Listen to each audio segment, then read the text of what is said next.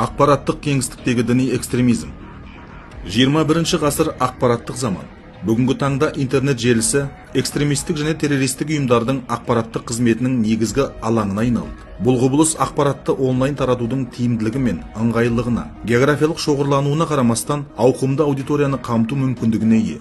Экстремистік топтар тарапынан жаңа жақтастарды қатарына тарту үшін барлық қолжетімді мүмкіндіктер қолданылады. Әлеуметтік желілер, тақырыптық форумдар, мессенджерлер, онлайн ойындар және тағы басқа. Экстремистік ұйымдардың негізгі мақсатты аудиториясы әлеуметтік, саяси, экономикалық және басқа факторлардың әсерінен берік идеологиялық көзқарасы қалыптаспаған жастар санаты болып табылады. Жастардың интернет арқылы радикалдануы жаһандық үдеріс. Оның аясында әлеуметтік желілер зорлық-зомбылықты насихаттаудың, радикалды идеялардың таралуының стратегиялық құрал ретінде қолданылады. Әлеуметтік желілер мен SMM жарнамалық құралдарын пайдалану арқылы халықаралық террористік ұйымдардың көшбасшылары өз аудиториясының негізгі қажеттіліктерін анықтап, соған сәйкес материалдар дайындайды. Бүгінгі таңда әлемде онлайн кеңістікті пайдалана отырып, діни экстремизм мен терроризмге қарсы тұрудың түрлі әдістері қолданылуда. Негізгі екі әдіс: қарсы насихат және медиа ақпараттық сауаттылық. Бүгінгі таңда мемлекет ұлттық қауіпсіздікті қамтамасыз етуге бағытталған іс-шаралардың кең спектрін өткізуде. Мемлекеттік бағдарлама шеңберінде онлайн кеңістікте діни экстремизмнің алдын алу бойынша қарсы насихат және ақпараттық түсіндіру әдістері қолданылады. Қарсы насихат жұмысы әлеуметтік желілерде жергілікті дін істері басқармалары мен дін мәселелерін зерттеу орталықтары тарапынан жүргізіледі. Танымал әлеуметтік желілерге дін саласындағы өзекті мәселелер бойынша аудио бейне материалдар, сұрақ-жауап, діни мамандар мен сарапшылардың дәрістері, пікірлері орналастырылады.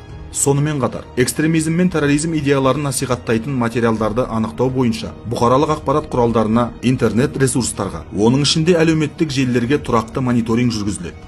Жатағым өкілдерінің жалынды сөздерін еріп, болашағымызға балта шаппайық.